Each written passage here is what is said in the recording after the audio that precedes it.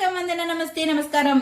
நம்ம வீட்டு தாத்தா பாட்டி சாப்பாடு நிகழ்ச்சிக்கு உங்களை அன்புடன் வர வைக்கிறேன். உங்களுக்காக ஒன்று இப்ப டேஸ்டியான கிறிஸ்பியான கறக்கு முறுக்குன்னு ஒரு ரெசிபி தான் நான் உங்களுக்கு காமிக்க போறேன். ஆமாங்க, இந்த மாதிரி நீங்க ரெசிபியை நீங்க பார்த்திருக்கவே மாட்டீங்க.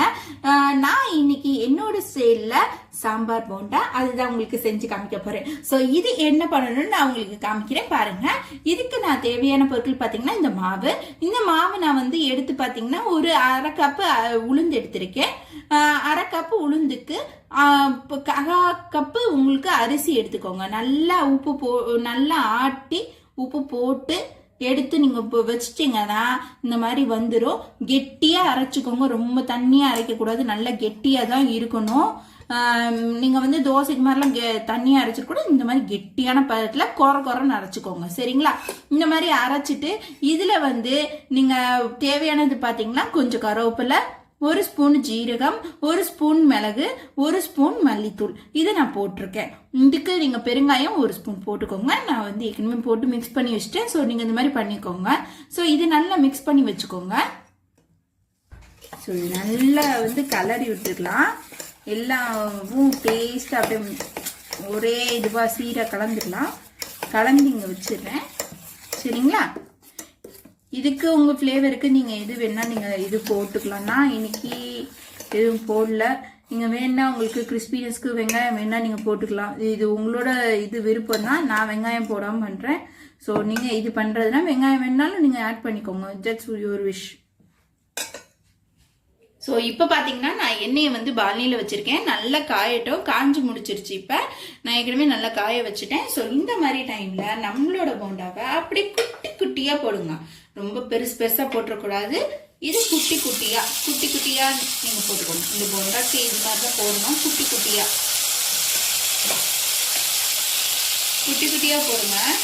ரொம்ப பெருசாலாம் போட்டுக்கோ, குட்டி குட்டியாக போடுங்க. அப்பதான் இந்த போண்டாவோட டேஸ்ட்னஸ் உங்களுக்கு கிடைக்கும். குட்டி குட்டியா போட்டு நல்லா பாத்தீங்கன்னா வெந்துட்டு வரும். நல்லா இது ஊற்றும் போது கொஞ்சம் பெருசா வச்சுக்கோங்க. அதுக்கப்புறமா கொஞ்சம் சின்னதாக்கிக்கோங்க, சரிங்களா? நல்ல கறக்கு முறுக்குன்னு இது வரும். அப்பதான் டேஸ்டியா இருக்கும். இப்ப நம்ம அப்படி லேக்கா திருப்பி விட்டுக்கலாம்.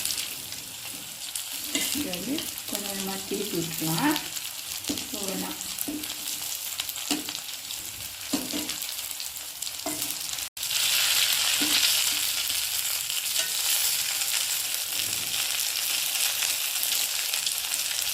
நல்லா தெரியும். நல்லா ப்ரௌனிஷ் கலர்ல நம்மளோடது வந்துருச்சு. மொறுன்னு டேஸ்டியா கிறிஸ்பா வந்திருக்கு. உங்களுக்கு பார்த்தாலே தெரியும். ஸோ இதை அப்படியே நம்ம எடுத்துக்கலாம்.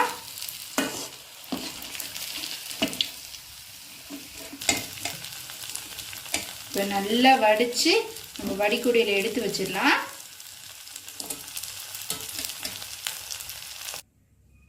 இப்போ பார்த்தீங்கன்னா நம்மளோட கிறிஸ்பியா கரகரன்னு இருக்கிற போண்டா ரெடி ஆயிடுச்சு.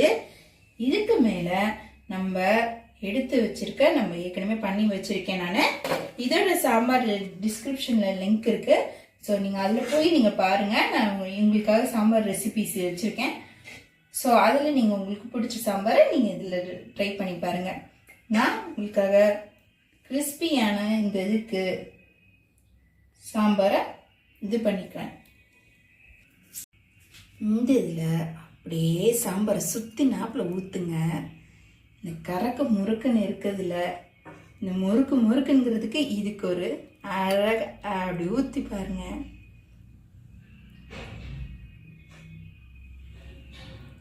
நல்ல சாம்பார் இதுவும் ஊறி வரும். ஸோ இது மேலே அப்படியே கார்னிஷிங்க நம்மளோட ரோஸ்டடான கருவேப்பிலையை அப்படி பொரிச்சு போட்டுக்கலாம். ஸோ நம்மளோட கணக்கு முறுக்குன்னு உள்ள சாம்பார் போண்டா ரெடி ஆயிடுச்சுங்க.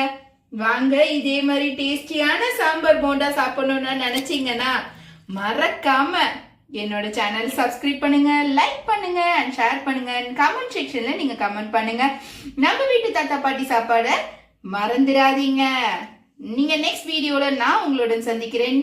நீங்க உங்களுக்கு இந்த மாதிரி டேஸ்டியான ரெசிபி வேணும்னா கமெண்ட் செக்ஷன்ல கமெண்ட் பண்ணுங்க. இதே மாதிரி உடனே ரெசிபி வேணும்னா பெல் பட்டனை கிளிக் பண்ணிருங்க. பை.